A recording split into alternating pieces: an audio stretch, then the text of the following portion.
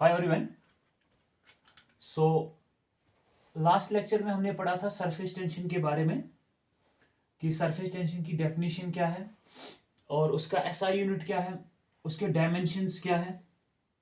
और उसके बाद हमने पढ़ा था कि प्रेशर इनसाइड वाटर बबल में कितना प्रेशर होता है, 4 सिग्मा अपॉन डी। उसी तरह जो है हमारे पास जो ड्रॉपलेट होता है उसमें कितना प्रेशर होता है, और लिक्विड जेट जो होता है उसके अंदर कितना प्रेशर होता है हमारे पास। अलग अलग फार्मूला हमने वहां पे पढ़ी है। एक चीज जो वहां पर रह गई थी कि जो सरफेस टेंशन है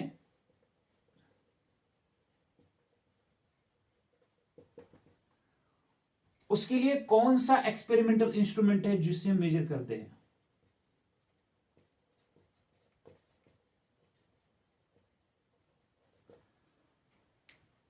सरफेस टेंशन को मेजर करने के लिए हमारे पास जो एक्सपेरिमेंटल इंस्ट्रूमेंट है दैट इज टेंशियोमीटर,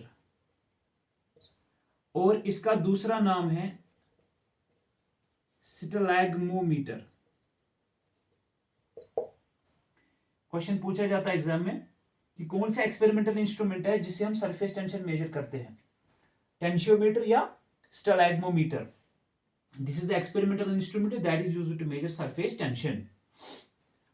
अगर हम बात करेंगे अब यहां पे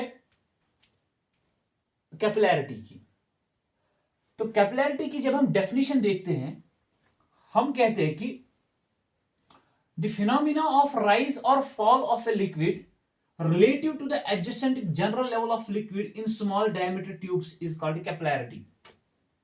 इसको समझेंगे हम थोड़ा। इसका मतलब क्या होता है कि अज्यूम करिए हमारे पास एक कंटेनर है, this is the container that we have, और यहां तक इसका क्या है, इसकी लिक्विड लेवल यहां तक है। इस कंटेनर में ये लिक्विड है। अगर हम एक स्मॉल डायमीटर ट्यूब इसमें इंसर्ट करते हैं,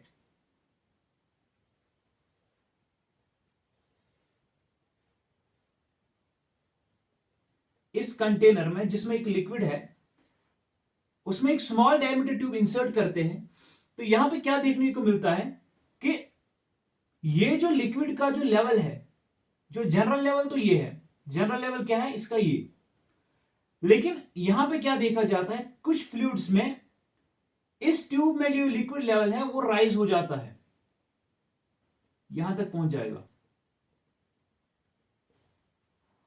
और कुछ फ्लूइड्स में अगर ये जनरल लेवल है और अगर हमने यहां पे इसमें एक स्मॉल डायमीटर ट्यूब इंसर्ट किया है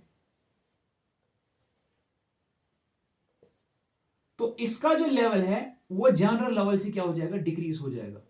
ये तो जनरल लेवल है, लेकिन ट्यूब में जो लेवल है फ्लूइड की वो क्या हो जाएगी, डिक्रीज हो जाएगी। इसी फिनोमिना को हम बोलते हैं कैपिलैरिटी, कि जब हम एक स्मॉल डायमीटर ट्यूब किसी कंटेनर में डालते हैं जिसमें कोई फ्लूइड है, तो उसमें क्या होगा, कुछ जगह पे क्या हो रहा है, ये जो लेवल ऑफ लिक्विड जो है इस ट्यूब में वो या तो इंक्रीज हो रहा है या डिक्रीज हो रहा है। इसी फिनोमिना को हम बोलते हैं कैपिलैरिटी। अब सरफेस टेंशन में हमने देखना है कि रीजन क्या है कि क्यों ये राइज हो रहा है या क्यों ये फॉल हो रहा है।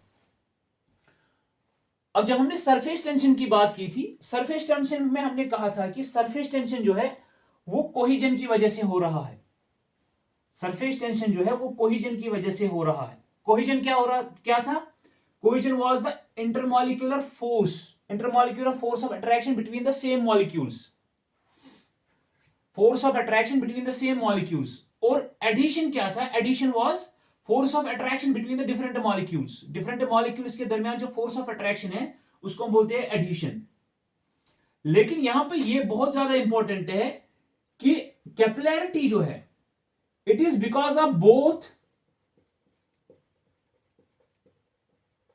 Cohesion and adhesion, cohesion and adhesion. अब राइज कब होगा और फॉल कब होगा, that is the condition here. अब देखिए यहां पे अगर अगर अगर एडिशन जो है, अगर एडिशन जो है, एडिशन ग्रेटर देन है cohesion, if the adhesion is greater than cohesion, उस कंडीशन में क्या होगा, उसमें राइज हो जाएगा, वाटर जो है इस स्मॉल ट्यूब में क्या हो जाएगा, वो राइज हो जाएगा, अगर एडिशन ग्रेटर देन कोहिजन है। और अगर कोहिजन एडिशन जो है that is less than cohesion, उसमें क्या हो जाएगा, वाटर लेवल जो है ट्यूब में वो फॉल हो जाएगी। ये बहुत इंपॉर्टेंट है, these points are very very important for the examination, कि अगर एडिशन जो force of attraction between the different molecules है, अगर वो ज्यादा है as compare to the force of attraction between the same molecules, उस कंडीशन में क्या होगा, उस कंडीशन में जो वाटर जो लेवल है लिक्विड की, जो लिक्विड की लेवल है वो राइज हो जाएगी। और अगर एडिशन लेस देन है कोहिजन, उस कंडीशन में क्या हो जाएगा, उस कंडीशन में फॉल हो जाएगा। अब यहां पे देखेंगे, इस कंडीशन को हम बोलते हैं वेटिंग कंडीशन भी, वो भी मैं एक्सप्लेन करूंगा क्या होता है वेटिंग कंडीशन। वेटिंग कंडीशन, और इसको हम बोलते हैं नॉन वेटिंग कंडीशन।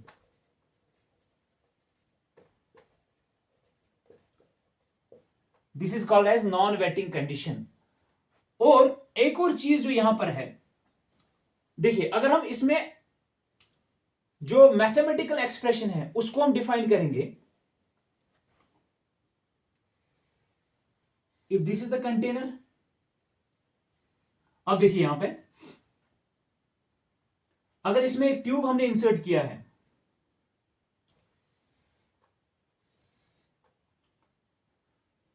और यहां तक इसका जो है जनरल लेवल ऑफ लिक्विड है,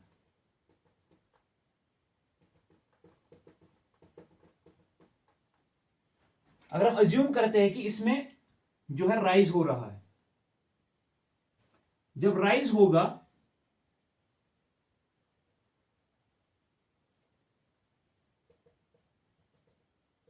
सी, यहां पे क्या है, यहां पे ये जो कर्व बन गया है, this is because of the surface tension, ये हमने पढ़ा है। अगर ये जो सरफेस ऑफ जो ट्यूब है, इस सरफेस ऑफ ट्यूब और ये जो कर्व यहां पे बन रही है, अगर इसके दरमियान हम एंगल फाइंड आउट करते हैं, this angle, let us take it as theta, इसको हम थीटा कंसीडर करते हैं।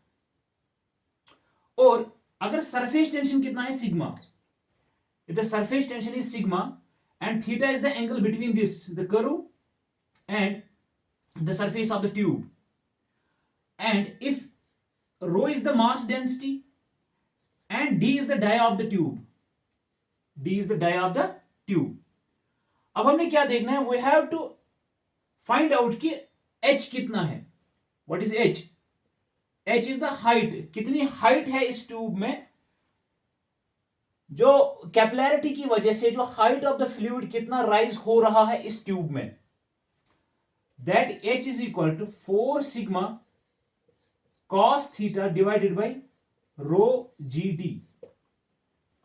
This is the expression for capillarity, कि कितना राइज और कितना फॉल, ये एक्सप्रेशन दोनों के लिए सेम है, राइज और फॉल के लिए दोनों के लिए सेम है।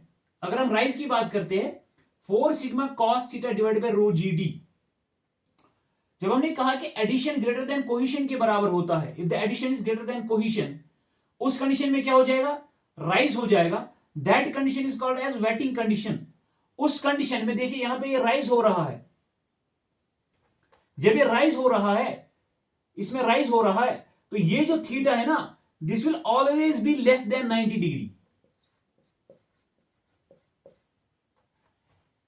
This angle theta in the rise condition, in the wetting condition, it will always be less than 90 degree. जब हम फॉल की बात करते हैं,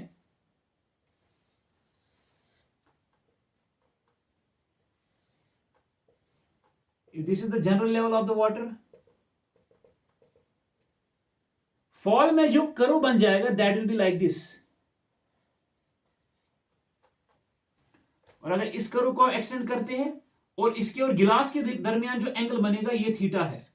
so this theta is greater then 90 degree. Theta is always greater than 90 degree. In what condition? In non wetting condition. अब क्या हो रहा है देखिए,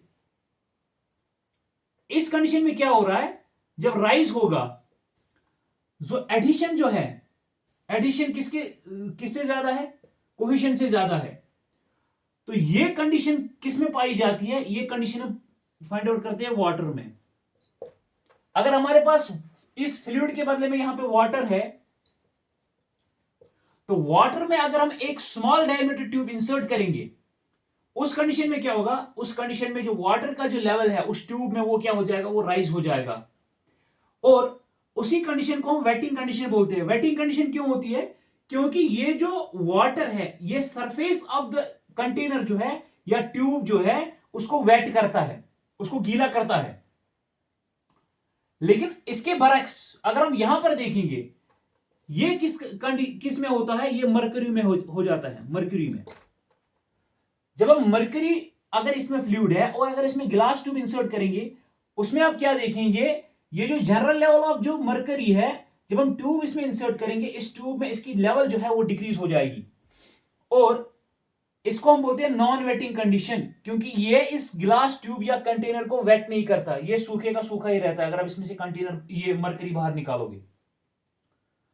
so what is the expression for rise और फॉल? राइज और फॉल के लिए एक्सप्रेशन है 4 sigma cos theta upon rho ji D. What is sigma? This is surface tension कितना है. Theta is the angle between what? Surface of the tube and the curve, जो इसके जो top surface है. इस टॉप सरफेस को जो क्या बोलते हैं हम? इस टॉप सरफेस को हम बोलते हैं मिनिस्कस.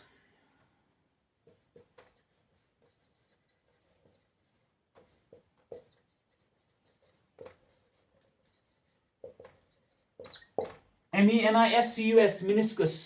ये जो टॉप सरफेस है फ्लूइड का, इसको हम बोलते हैं मिनिस्कस. और एक और चीज जो है, देखिए जब राइज हो रहा है, ये जो कर्व है, दिस कर्व, इसकी जो कन्वेक्सिटी है वो डाउनवर्ड्स है. ये जो बल्जिंग पोर्शन है ना, ये किसकी तरफ है? ये डाउनवर्ड्स की तरफ है. और फॉल में जब हम देखते हैं इसका कर्व, तो इसकी जो कन्वेक्सिटी है दैट इज अपवर्ड्स. कन्वेक्सिटी किसकी तरफ है? That is upwards. तो आई होप कि आपको समझ में आ गया होगा कि कैपिलैरिटी क्या होता है. कैपिलैरिटी में क्या है कि किसी भी कंटेनर में अगर हमारे पास कोई भी फ्लूइड है, जब हम उसमें एक स्मॉल डायमीटर ट्यूब इंसर्ट करते हैं, उस वजह से क्या होता है? उस वजह से उस ट्यूब में ये जो लिक्विड है या तो राइज करेगा या फॉल करेगा रिलेटेड द जो जनरल लेवल है, उसको हम बोलते हैं कैपिलैरिटी. और ये जो सरफेस है, टॉप सरफेस जो है, इसको हम बोलते हैं what? Meniscus. Curved free surface जो होता है, this curved free surface is called as meniscus. और what is the equation? Equation is 4 sigma cos theta upon rho ji D. What is rho? Rho is the mass density, G is the acceleration due to gravity and D is the dia of the tube. अगर मैं यहां पे देखूंगा कि किन factors पे depend करता है, कैपिलैरिटी किन फैक्टर्स पे डिपेंड करती है.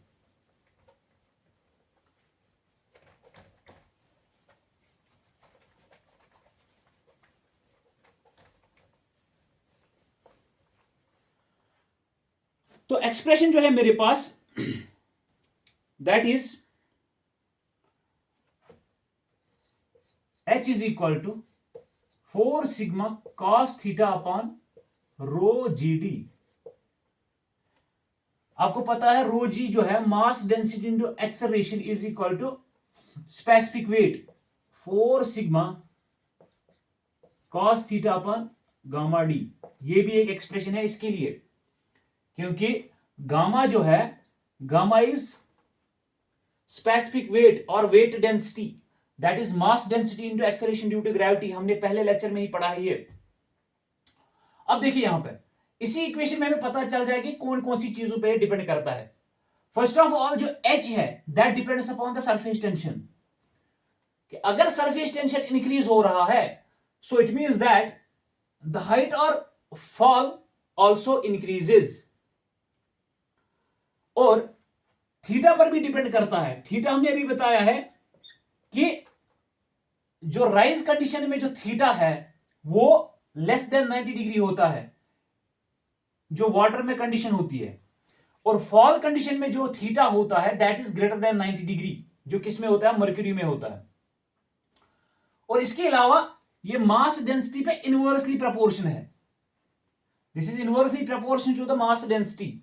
और स्पेसिफिक वेट पे भी इनवर्सली प्रोपोर्शनल है। तो अगर मास डेंसिटी ज्यादा इंक्रीज हो रही है, if the mass density is increased, तो इसकी वजह से एच जो है एच डिक्रीज हो जाएगा। और सबसे इंपॉर्टेंट जो यहां पर है दैट इज डी। क्या होता है, अगर हम डायमीटर ऑफ द ट्यूब जो है वो बहुत ज्यादा इंक्रीज कर रहे हैं, तो उस वजह से क्या होगा, उस वजह से जो एच है दैट विल डिक्रीज। इसीलिए हम लोग क्या करते हैं, हम लोग जो डायमीटर ऑफ द ट्यूब है वो यूजुअली लेस देन 10 mm रखते हैं। क्यों, इसके बाद जो कैपिलैरिटी इफेक्ट है वो नेग्लिजिबल हो जाता है। Diameter of the tube for the capillarity is kept less than 10 mm, क्योंकि 10 mm के बाद जो कैपिलैरिटी का इफेक्ट है, अगर हम डायमीटर ऑफ ट्यूब 10 mm से ज्यादा इंक्रीज कर रहे हैं तो कैपिलैरिटी इफेक्ट जो है वो डिक्रीज हो जाएगा, वो कम होता जाएगा, because it is inversely proportional to the dia of the tube. और वाटर की जब हम बात करते हैं, देखिए वाटर की बात एट 20 डिग्री सेल्सियस पे जब हम वाटर की बात करते हैं, वाटर के लिए क्या है, वाटर के लिए जो थीटा है, थीटा इज 0 डिग्री। वाटर के लिए जो थीटा है दैट इज 0 डिग्री। और सरफेस टेंशन हमने पहले ही बताया है दैट इज 0.0735 न्यूटन पर मीटर 20 डिग्रीज पे।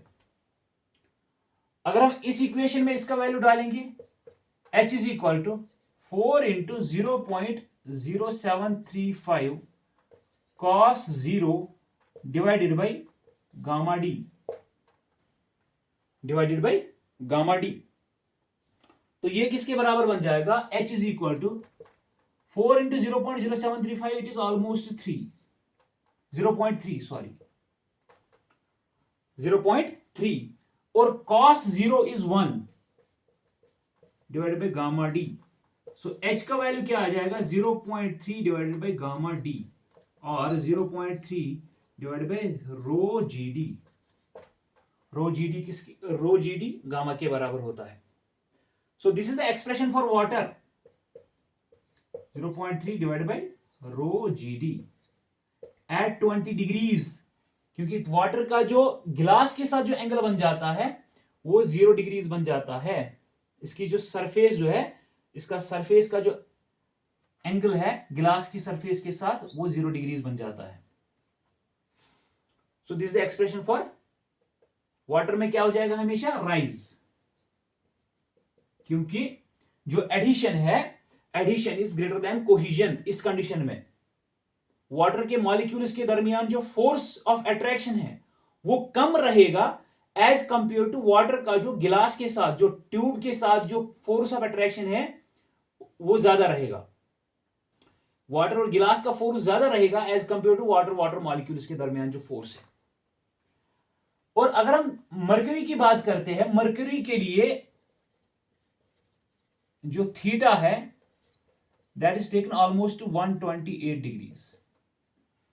मर्क्यूरी के लिए जो थीटा है वो 128 डिग्रीज है ऑलमोस्ट। कुछ में 130 भी लेते हैं, 120 डिग्रीज, 129, 130, ये ऑलमोस्ट लगभग ये वैल्यूज किसके, मर्क्यूरी के रहेंगे। और मर्क्यूरी में क्या रहेगा, मर्क्यूरी में हमेशा फॉल होगा। जब भी हम मर्क्यूरी में कोई भी स्मॉल ट्यूब इंसर्ट करेंगे उस वजह से क्या होगा, उस वजह से उसमें जो लेवल, जो मर्क्यूरी की लेवल ट्यूब में है वो जनरल लेवल से डिक्रीज रहेगी, कम रहेगी। और इसके अलावा इंप्यूरिटीज का तो असर रहता ही है। अगर इंप्यूरिटीज मान लीजिए सोप हमने मिक्स किया वाटर में, सोप हमने मिक्स किया वाटर में, उसकी वजह से क्या होता है, उसकी वजह से सरफेस टेंशन डिक्रीज हो जाता है। जब सरफेस टेंशन डिक्रीज हो जाएगा तो ऑटोमेटिकली जो राइज है वो भी कम रहेगा। आई होप कि कैपिलैरिटी जो है आपको समझ में आ गया होगा कि कैपिलैरिटी क्या होता है। तो कैपिलैरिटी में कुछ ज्यादा है नहीं, बस ये है कि जब भी हम किसी भी लिक्विड में स्मॉल डायमीटर ट्यूब जो है इंसर्ट करते हैं, उसमें या तो राइज होगा या फॉल होगा। राइज कब होगा, जब एडिशन ग्रेटर देन कोहेजन होगा, और उस कंडीशन को हम बोलते हैं वेटिंग कंडीशन। और उसमें जो थीटा है वो हमेशा लेस देन 90 डिग्रीज रहता है। और फॉल कब होगा, जब एडिशन लेस देन कोहेजन होगा और उसमें थीटा जो है वो ग्रेटर देन 90 डिग्रीज होता है, उसको हम बोलते हैं नॉन वेटिंग कंडीशन। और ये जो फॉल है वो मरकरी में देखा जाता है, उसका जो थीटा है वो 128 डिग्रीज या 130 डिग्रीज जो भी है वो लेते हैं हम, और वाटर का जो थीटा है दैट इज 0 डिग्रीज। और what is the equation, equation क्या है, H is equal to 4 sigma cos theta upon rho ji D, that is the equation for rise और fall in a capillary tube. और इसके अलावा जो है वाटर का जब हम करते हैं, वाटर का थीटा तो 0 डिग्रीज रहता है, और सरफेस टेंशन जो है, सरफेस टेंशन 0.0735 न्यूटन पर मीटर के बराबर होता है। और जब हम उसको इवैल्यूएट करते हैं तो हमारे पास जो इक्वेशन बचेगा H is equal to 0.3 divide by rho ji d और 0.3 डिवाइड बाई गामा डी, दोनों ही सेम है। अब जेके एसएसबी जो 2022 का जो जेई का पेपर हुआ था, उसमें कुछ क्वेश्चंस जो है जो हमने अभी तक टॉपिक पढ़े हैं, आज के लिए मैं 3 क्वेश्चंस यहां पे दिखाऊंगा आपको। एक क्वेश्चन था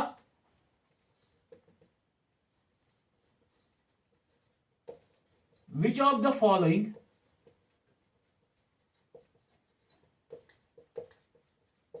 is not a property of ideal fluid।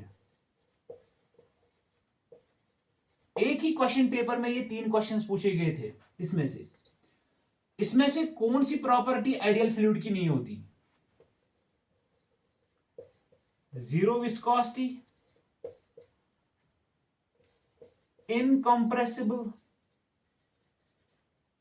C zero surface tension,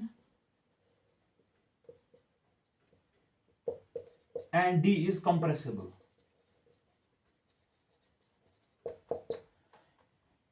ये क्वेश्चन पूछा गया जेकेएसएसबी जेई में। तो हमने पहले ही, जब आप अगर आप मेरा पुराना लेक्चर देखोगे, उसमें मैंने पहले ही बताया कि आइडियल फ्लूइड अगर होगा तो उसकी क्या प्रॉपर्टीज रहेगी। सबसे पहले उसकी जीरो विस्कोसिटी रहेगी, आइडियल फ्लूइड जो है उसका जीरो सरफेस टेंशन रहेगा। और उसमें हमने ये भी बताया था कि उसकी जो डेंसिटी है वो with respect to time, with respect to volume, with respect to time and volume जो है वो डिक्रीज नहीं, डेंसिटी कांस्टेंट रहेगी। सो जब डेंसिटी कांस्टेंट रहेगी उसको बोलते हैं हम इनकंप्रेसिबल। तो ये आइडियल फ्लूइड की प्रॉपर्टी है। तो इसमें कौन सा ऑप्शन सही है, कंप्रेसिबल। कंप्रेसिबल जो है इसका मतलब क्या है, इसकी डेंसिटी विद रिस्पेक्ट टू जो है वॉल्यूम चेंज हो रही है, तो ये आइडियल फ्लूइड की प्रॉपर्टी नहीं है। इसी कंप्रेसिबिलिटी पे एक और क्वेश्चन पूछा गया था कि if the density of fluid remains constant, it is called, इसको क्या बोलते हैं, इट इज कॉल्ड, ये तो हमने इधर ही देख लिया कि अगर डेंसिटी ऑफ फ्लूइड क्या रहेगी, कांस्टेंट रहेगी, तो इसको हम बोलते हैं इनकंप्रेसिबल फ्लूइड। वहां पे ऑप्शन थे compressible, uniform, incompressible and non uniform. So that is incompressible fluid if the density remains same. अब जो एक कंसेप्चुअल क्वेश्चन जो पूछा गया था वो ये था कि अगर एक फ्लूइड रेस्ट में है, the fluid is at rest, और उसके जो लेयर्स है उनमें कोई भी रिलेटिव मोशन नहीं है, there is no relative motion between the adjacent layers, तो उस टाइम पे वेलोसिटी ग्रेडियंट कितना होगा। Question, if fluid is at rest, no relative motion between the adjacent layers,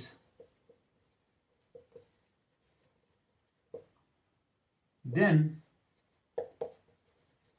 velocity gradient will be option A unity, option B maximum, option C infinite, infinity and option D zero। अगर आपको पुराना lecture याद होगा वहां पे हमने बताया था कि वेलोसिटी ग्रेडियंट क्या होता है, du upon dy। This is the velocity gradient. Newton's law of viscosity पढ़ा होगा, tau is directly proportional to velocity gradient, tau is equal to mu du upon dy। अब देखिए यहां से ही आपको समझ में आएगा, सबसे पहले फ्लूइड किस में है, रेस्ट में है। जब फ्लूइड ही रेस्ट में है तो वेलोसिटी का जो चेंज होना, और दूसरी बात ये भी बताया है no relative motion between the adjacent layers. जो हम फ्लूइड को कंसीडर करते हैं कि डिफरेंट लेयर्स का बना है, तो उनके दरमियान कोई भी रिलेटिव मोशन नहीं है, फ्लूइड कंप्लीट रेस्ट में है, तो वेलोसिटी जो है, वेलोसिटी ग्रेडियंट का यहां पे एग्जिस्ट करना पॉसिबल ही नहीं है। तो वेलोसिटी ग्रेडियंट कब एग्जिस्ट करता है, जब फ्लूइड जो है मूव कर रहा होता है और उनके जो एडजेसेंट लेयर्स के दरमियान रिलेटिव मोशन होती है। एक जो टॉप लेयर्स जो होते हैं उनकी velocity as compare to the bottom adjacent layers क्या होती है, ज्यादा रहती है। तो यहां पे जो वेलोसिटी ग्रेडियंट है, वेलोसिटी ग्रेडियंट जीरो के बराबर होगा, because the fluid is at rest and there is no relative motion between the adjacent layers of the fluid. तो इसका जो वेलोसिटी ग्रेडियंट है वो जीरो के बराबर रहेगा। नाउ उसके बाद जो हमारे पास बचे हैं टॉपिक, अगला जो हमारा है वो लास्ट लेक्चर होगा इस चैप्टर का, that is introduction to fluid mechanics. So उसके बाद हम पढ़ेंगे प्रेशर।